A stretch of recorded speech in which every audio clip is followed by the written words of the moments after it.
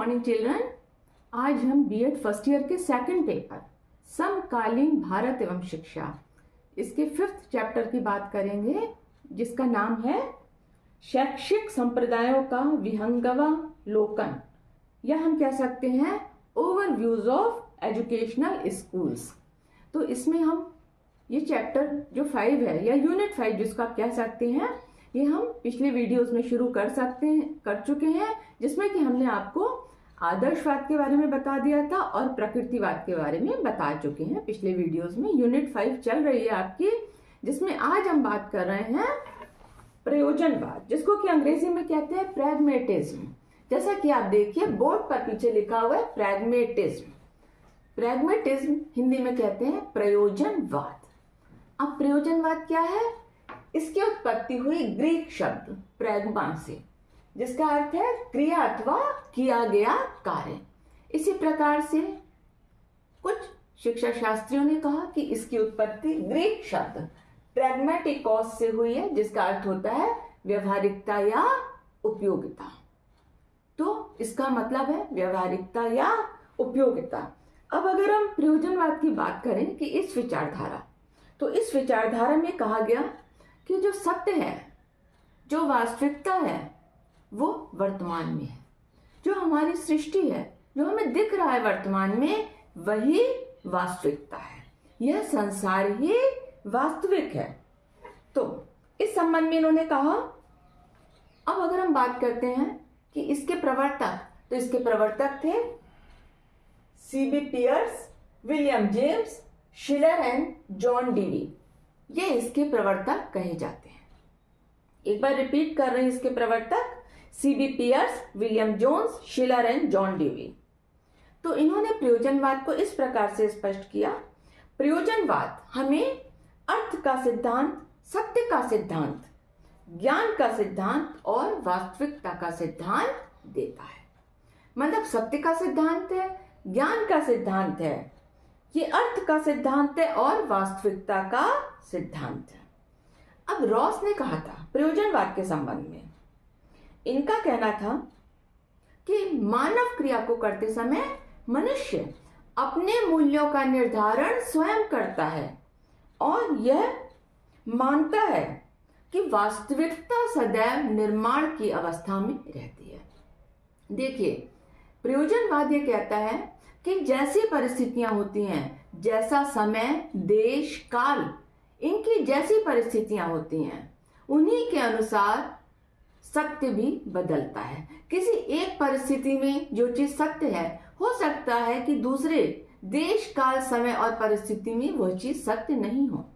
तो इनका कहना था कि देश, काल और परिस्थिति के अनुसार भी सत्य बदलते रहते हैं और इसी प्रकार से मूल्य भी बदलते हैं। तो व्यक्ति अपने मूल्यों का निर्धारण अपनी परिस्थिति, अपने समय, अपने देश काल के अनुसार करता है। तो उसके मूल्य भी इस प्रकार से परिवर्तनशील होते हैं या मूल्य भी उसके बदलते रहते हैं। रॉस ने कहा था प्रयोजनवाद आवश्यक रूप से एक मानवतावादी दर्शन है। यह एक मानवतावादी दर्शन है जो ये जानता है कि मानव क्रिया को करते हुए मनुष्य अपने मूल्यों का निर्माण स्वयं करता है और ये मानता है कि वास्तविकता सदैव निर्माण की अवस्था में होती है। वास्तविकता सदैव निर्माण की अवस्था में होती है।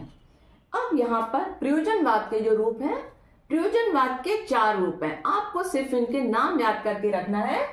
पहला है आपका मानवतावादी प्रयोजनवाद, दूसरा प्रयोगवादी प्रयोजनवाद, तीसरा जीव विज्ञानवादी प्रयोजनवाद और चौथा है नाम रूपवादी प्रयोजनवाद। आपको ये याद करके रखने हैं। अब अगर हमें प्रयोजनवाद को समझना है, तो सबसे पहले हम समझते हैं इसकी तत्व मीमांसा को। तो तत्व मीमांसा में प्रयोजनवाद में कहा गया कि संसार अग्रभूमि है, संसार फोरग्राउंड है। क्या मतलब हुआ? संसार किसी अन्य सत्यता की पृष्ठभूमि नहीं है, इसका स्वयं में अस्तित्व है। मतलब ये संसार जो कि परिवर्तनशील है, इसका स्वयं में अस्तित्व है। ये संसार क्या है? यह अग्रभूमि है, यह फोरग्राउंड है। दूसरी चीज इसके तत्व मीमांसा में कही गई, संसार बहुतत्ववादी है, प्लूरलिस्टिक है, इसमें अनेकों तत्व सम्मिलित है जिनका अपना अस्तित्व है। तो देखिए तत्व मीमांसा में आपको 2 पॉइंट बहुत अच्छे से समझ के रखने हैं, पहला फोरग्राउंड और दूसरा बहुतत्ववादी या प्लूरलिस्टिक। इसके बाद तत्व मीमांसा में कुछ और चीजें आती हैं जो इस प्रकार से हैं, संसार का स्वयं का अस्तित्व है, संसार निरंतर बदलता रहता है, यह अनिश्चित है, और संसार अपूर्ण और अधूरा है। क्यों अपूर्ण और अधूरा है? क्योंकि संसार परिवर्तनशील है। इसके बाद हम बात करते हैं इसकी तर्क मीमांसा या ज्ञान मीमांसा की। तो तर्क मीमांसा और ज्ञान मीमांसा में प्रयोजनवादियों का कहना था कि प्रयोजनवाद सबसे बड़ी बात है कि ये ज्ञान प्राप्त करने की वैज्ञानिक विधि को अपनाता है। प्रयोजनवाद कहता है कि हमें जो भी ज्ञान प्राप्त करना है वो हम अनुभव द्वारा ज्ञान प्राप्त करेंगे, और अनुभव द्वारा जो ज्ञान प्राप्त करेंगे उसमें हम वैज्ञानिक विधि का प्रयोग करेंगे। इसके बाद आता है मूल्य या आचार विचार मीमांसा। मूल्य मीमांसा में इन्होंने कहा कि मूल्य समय और स्थान के अनुसार बदलते रहते हैं। जो मूल्य हैं वो समय और स्थान के अनुसार बदलते रहते हैं। जो भी चीजें हैं वो समय और स्थान के अनुसार बदल रही हैं। बहुत छोटा सा एग्जाम्पल है, बहुत छोटा सा सिंपल सा एग्जाम्पल है, हमें आइसक्रीम खाने का मन कर रहा है, गर्मियां है तो वही आइसक्रीम आपको बहुत अच्छी लग रही है, लेकिन अगर बहुत ठंड है, बर्फ पड़ रही है, तो शायद हमारी उतनी इच्छा नहीं होगी आइसक्रीम खाने की जितनी कि हमारी इच्छा आइसक्रीम खाने या बिल्कुल ठंडा पानी पीने की गर्मियों में होगी। वो इच्छा हमारी उतनी सर्दियों में नहीं होगी। अब प्रयोजनवाद के कुछ प्रमुख सिद्धांतों की बात करते हैं, मेन प्रिंसिपल्स ऑफ प्रैग्मेटिज्म। तो प्रयोजनवाद जो कि अनुभव और क्रिया पर बल दे रहा है, व्यवहारिकता पर बल दे रहा है, वैज्ञानिक पद्धति पर बल दे रहा है। तो प्रयोजनवाद के सिद्धांतों में पहला सिद्धांत है कि सत्य की परिवर्तनशील प्रकृति है, सत्य हमेशा परिवर्तनशील है। इसमें विलियम जेम्स ने कहा सत्यता किसी विचार का स्थायी गुण धर्म नहीं है, यह तो अचानक विचार में निर्वासित होता है। उनके अनुसार जो वस्तु आज सत्य है वो आवश्यक नहीं कि आगे भी सत्य होगी, क्योंकि मानव के अनुभव परिवर्तनशील हैं। चूंकि अनुभव परिवर्तनशील है इसलिए सत्य भी परिवर्तनशील होगा। जो चीज आज सत्य है जरूरी नहीं है कि वो आगे भी सत्य ही हो। तो यहां पर क्या इनका पहला सिद्धांत था कि सत्य की प्रकृति परिवर्तनशील होती है। विलियम जेम्स ने कहा था, अभी मैंने आपको हिंदी में बताया, सत्य किसी विचार का स्थायी गुणधर्म नहीं है, यह तो अकस्मात विचार में निर्वासित होता है। इंग्लिश में the truth of an idea is not a stagnant property inherent in it. Truth happens to an idea. Next है इनका वर्तमान तथा भविष्य में विश्वास। प्रयोजनवाद ये पास्ट में या भूत में विश्वास नहीं रखते, जो हो गया वो हो गया। यह विश्वास रखते हैं वर्तमान में, मतलब हमारे प्रेजेंट में, और हमारे फ्यूचर में विश्वास रखते हैं। इन्होंने कहा कि प्रत्येक व्यक्ति को अपने वर्तमान और अपने भविष्य की समस्याओं को हल करना होता है। तो हमें क्या करना है? हमें अपने वर्तमान में और भविष्य में आने वाली समस्याओं को हल करना है। जो चीज निकल गई, जो चीज व्यतीत हो गई, जो चीज पास्ट में चली गई, उसके बारे में क्या सोचना। हमें तो अपना वर्तमान और अपने भविष्य के बारे में सोचना है। नेक्स्ट, बहुतत्ववाद में विश्वास, प्लूरलिस्टिक बहुतत्ववाद। इसमें इन्होंने कहा, बहुतत्ववाद में इन्होंने कहा कि सत्य की कसौटी अनुभव है। जो विचार अनुभव रूपी कसौटी पर सत्य होगा वही सत्य माना जाएगा। और इस प्रकार से सत्य अनेक हैं। वही चीज सत्य है जो कि हमें अनुभव द्वारा सत्य प्रतीत हुई। हमारे अनुभवों ने जिसको सत्य बताया वह चीज सत्य है।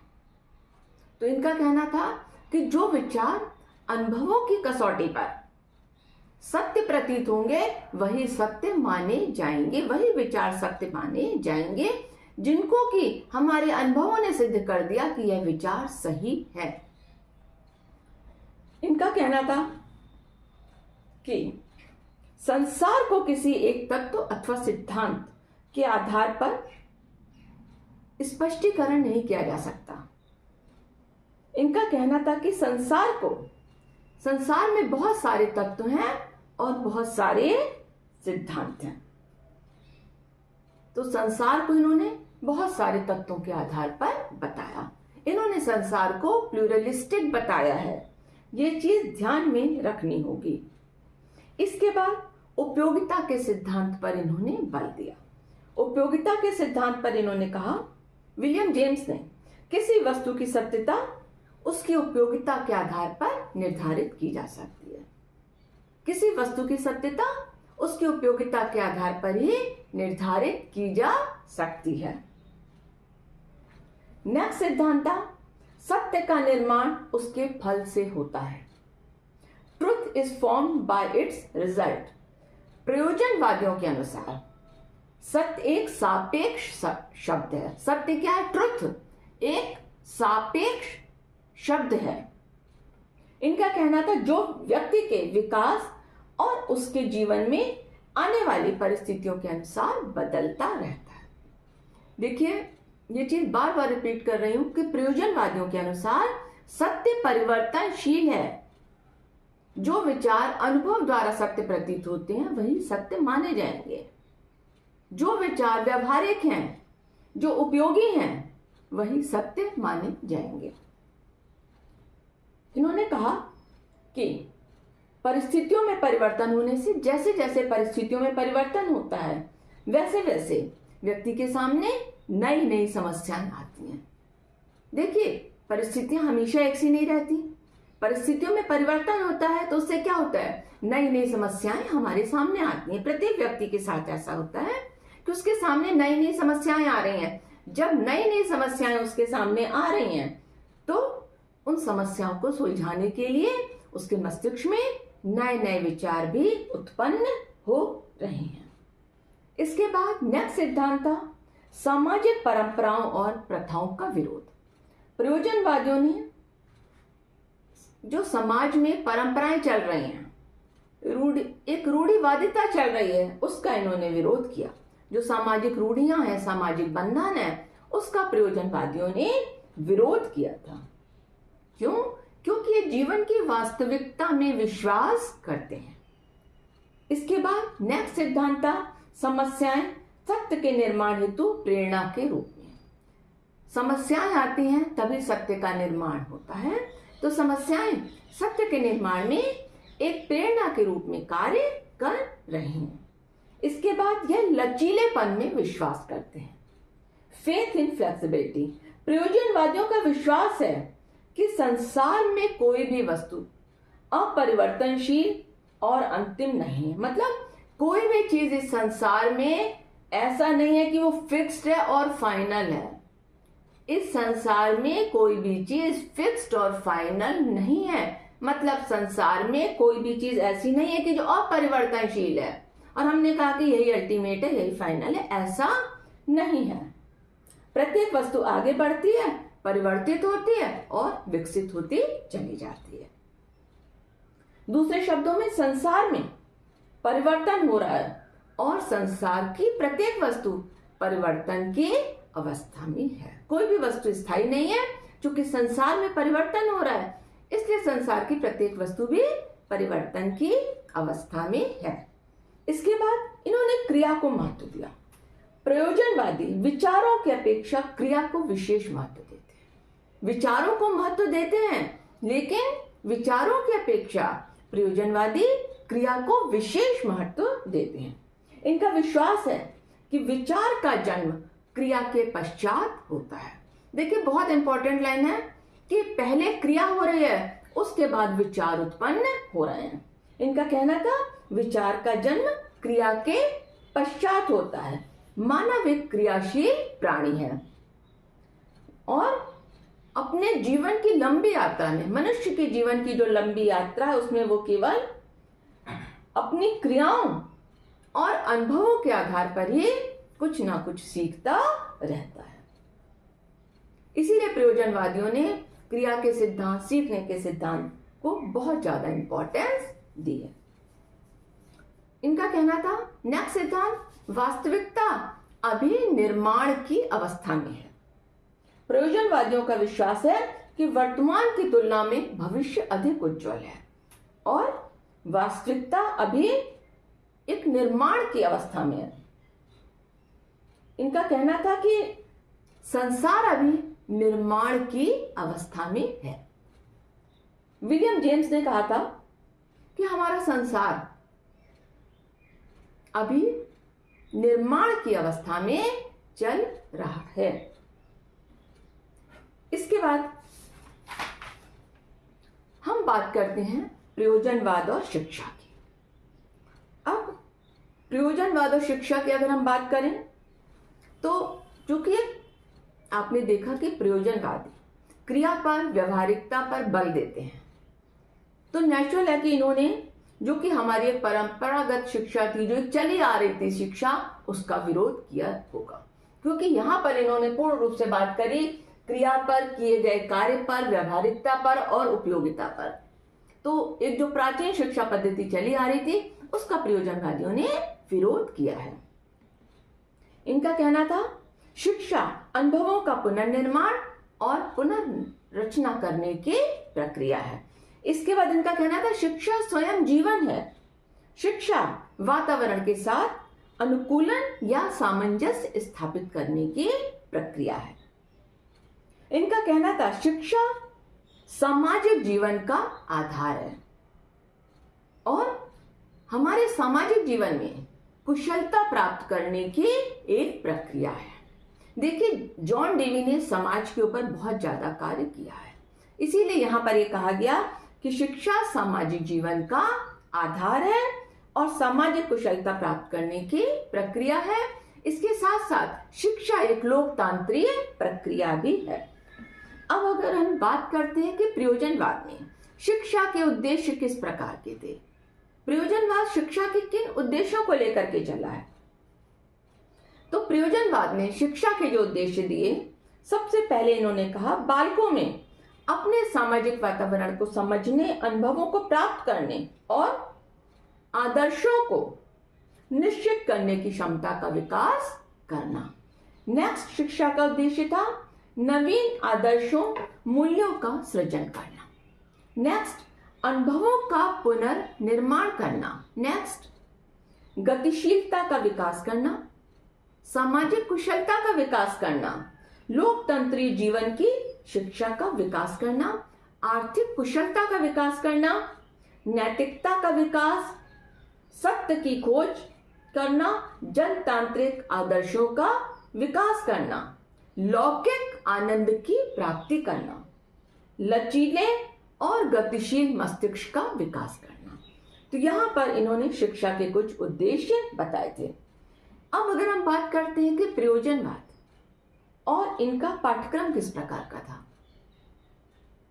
तो जब हम पाठ्यक्रम की बात करते हैं कि प्रयोजनवादियों ने किस प्रकार के पाठ्यक्रम का चुनाव किया, कैसा पाठ्यक्रम था, तो इनका जो पाठ्यक्रम था वो सबसे इंपॉर्टेंट चीज है कि इनका पाठ्यक्रम उपयोगिता के सिद्धांत पर आधारित था। प्रयोजनवादियों का पाठ्यक्रम उपयोगिता के सिद्धांत पर आधारित था। इनका कहना था कि समस्या का समाधान करना ही ज्ञान की कसौटी है। वही ज्ञान उपयोगी है जो कि समस्या का समाधान कर सके, वर्तमान की समस्याएं और भविष्य की समस्याएं। और पाठ्यक्रम ऐसा होना चाहिए जो कि जीवन के लिए उपयोगी हो, हमें सामाजिक कुशलता की प्राप्ति हो और उसके साथ साथ हम अपनी जीविका भी चला सकें, क्योंकि समाज में रहते हुए हमें अपनी जीविका को चलाने और अपने भरण पोषण के लिए भी तैयार रहना है। उसके लिए भी हमें जरूरी है कि हमें किसी न किसी व्यवसाय का चयन भी करना होगा। तो इस वजह से इन्होंने जो पाठ्यक्रम में विषय दिए वो विषय इन्होंने इस प्रकार से बताए पाठ्यक्रम के। यहाँ पर इन्होंने पाठ्यक्रम में भाषा, स्वास्थ्य विज्ञान, शारीरिक प्रशिक्षण, भूगोल, इतिहास, विज्ञान, कृषि विज्ञान और बालिकाओं के लिए गृह विज्ञान को इन्होंने सम्मिलित किया। अब बात करते हैं दूसरा, रुचि का सिद्धांत। पाठ्यक्रम में पहला इन्होंने लेकर के चले थे कि उपयोगिता के सिद्धांत की बात करें, दूसरा ये लेकर के चले रुचि का सिद्धांत। तो जॉन डीवी ने कहा कि रुचियां 4 प्रकार की होती हैं। ये 4 प्रकार की रुचियां जॉन डीवी ने बताई। एक बातचीत करने की रुचि, खोज की रुचि, रचना करने की रुचि और कलात्मक अभिव्यक्ति की रुचि। ये 4 रुचियां जॉन डीवी ने बताई थी। बातचीत करने की रुचि, खोज की रुचि, रचना की रुचि और कलात्मक अभिव्यक्ति की रुचि।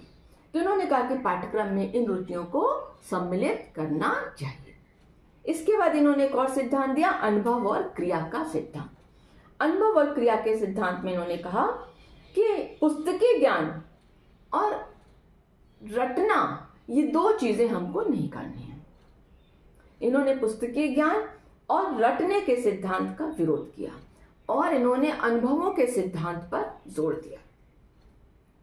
तो इनका कहना था कि हमें क्रिया के द्वारा अनुभवों की प्राप्ति होगी और यही अनुभव हम व्यवहारिक जीवन में लेकर के आएंगे। इसके बाद इन्होंने एक बहुत इंपॉर्टेंट सिद्धांत दिया था, एकीकरण का सिद्धांत या प्रिंसिपल ऑफ इंटीग्रेशन। अब ये बहुत इंपॉर्टेंट चीज है।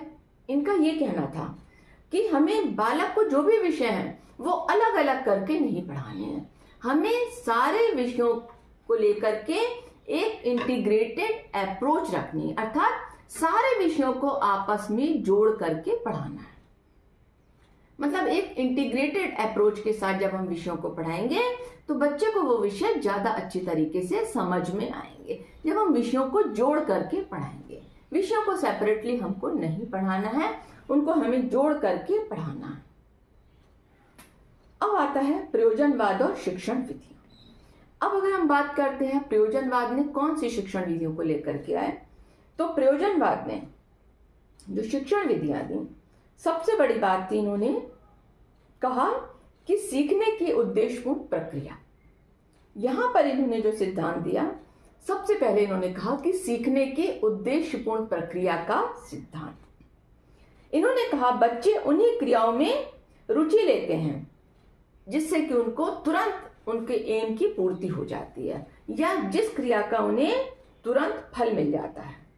तो हमें बच्चे को ऐसी चीजें सिखानी है जिससे कि जो कि उनके जीवन से जुड़ी हुई हो।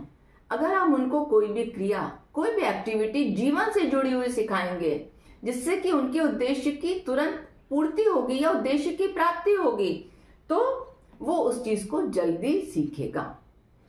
अनुभव द्वारा सीखने के सिद्धांत, यहां पर इन्होंने कहा कि रटने के बजाय अनुभव के माध्यम से सीखें और विभिन्न प्रकार की परिस्थितियों का सामना करें और विभिन्न प्रकार की परिस्थितियों का सामना करते हुए बच्चों को विभिन्न प्रकार के अनुभव प्राप्त होंगे। इन्होंने रटने का घोर विरोध किया था।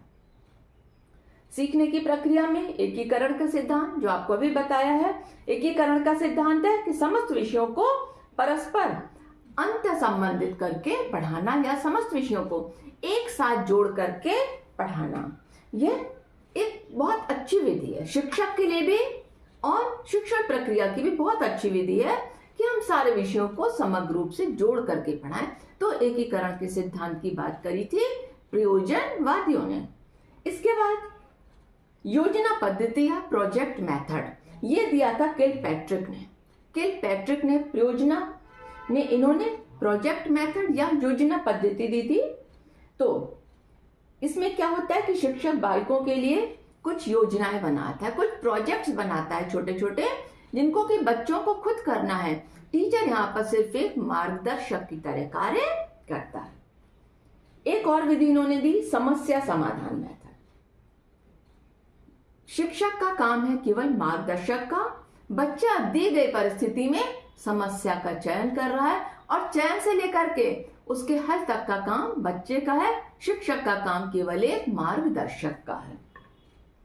तो अब यहां पर इन्होंने बताई समस्या समाधान की विधि, planning method, project method. Project method जो कि किलपैट्रिक ने दिया था, यहां पर इन्होंने समस्या समाधान के कुछ स्टेप्स बताए थे। अब जो किलपैट्रिक ने समस्या समाधान के स्टेप्स बताए हैं वो आपको बता रही हूं।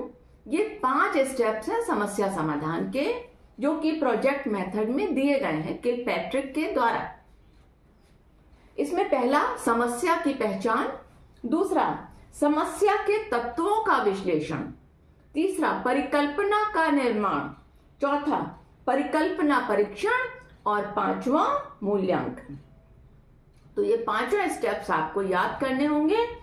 समस्या की पहचान, सबसे पहले हमारी समस्या क्या है, फिर समस्या में निहित तत्वों की पहचान, उसके बाद परिकल्पना की पहचान, परिकल्पना के बाद उसका परीक्षण और लास्ट उसका मूल्यांकन। देखिए, समस्या हमारे आसपास के वातावरण से ली गई समस्या। कहते हैं कि समस्या समाधान के लिए प्रस्तुत किया गया प्रश्न होता है, और परिकल्पना क्या है, उसी समस्या के समाधान के लिए प्रस्तुत किया गया उत्तर। समस्या हमें मिल रही है अपने वातावरण से, और परिकल्पना उस समस्या के संभावित उत्तर।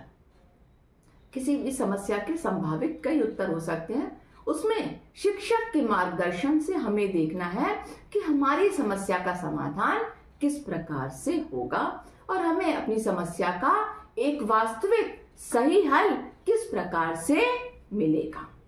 इसके बाद आता है प्रयोजनवाद और शिक्षक। तो जब हम बात करते हैं प्रयोजनवाद में शिक्षक की, तो शिक्षक का स्थान बहुत महत्वपूर्ण है, लेकिन यहाँ पर शिक्षक का स्थान एक मार्गदर्शक के रूप में है। प्रयोजनवाद में शिक्षक का स्थान एक मार्गदर्शक के रूप में।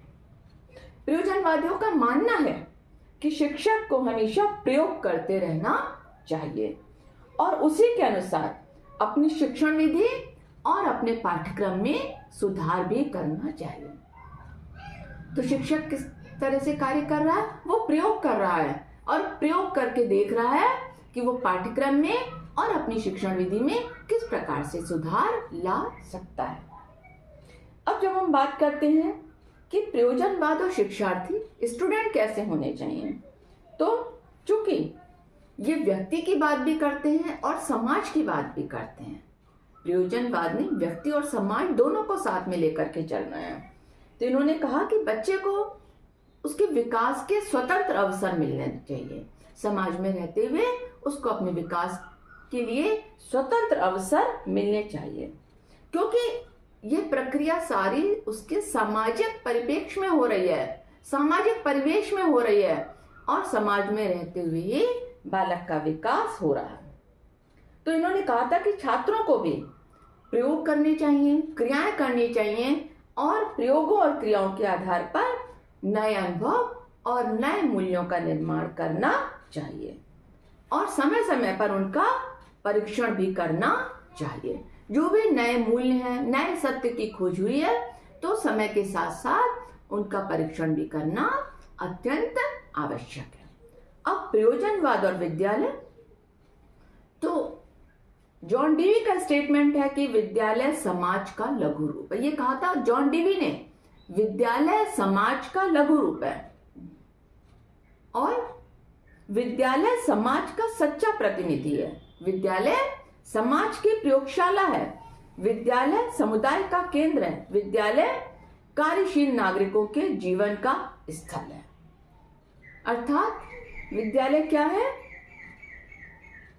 विद्यालय समाज का लघु रूप है जो कि तैयार कर रहा है बालक को समाज के लिए। अब अगर हम बात करते हैं कि अनुशासन, तो प्रयोजनवाद में अगर हम अनुशासन की बात करें तो इन्होंने एक सामाजिक अनुशासन की बात करी है। ध्यान रखिएगा कि इन्होंने दमनात्मक अनुशासन, कठोर अनुशासन, प्रभावात्मक अनुशासन, इन सब का विरोध किया है। इन्होंने बात करी सामाजिक अनुशासन की। और सामाजिक अनुशासन किस बात पर आधारित होगा? यह आधारित होगा सामाजिक समझदारी पर। सामाजिक अनुशासन आधारित होगा सामाजिक समझदारी पर।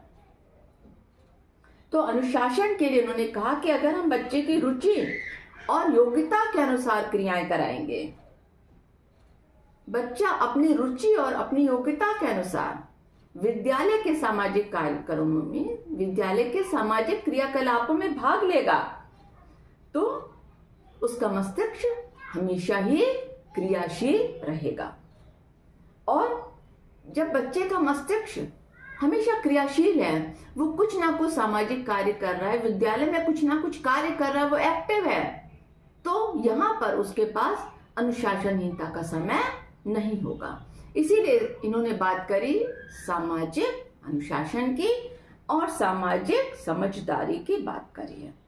तो उन्होंने कहा कि अगर हम चाहते हैं कि विद्यालय में अनुशासन व्यवस्था बहुत अच्छे से चले, तो हमें बच्चे को विभिन्न प्रकार की क्रियाओं में लगाए रखना होगा, क्योंकि बालक के अंदर जो इतनी एनर्जी है, उस एनर्जी को सही दिशा देने के लिए या उसको चैनलाइज करने के लिए ये बहुत जरूरी है कि हम उसे विभिन्न प्रकार के क्रियाकलापों में लगाए रखें, जिससे कि उसको एक सही दिशा मिल जाए।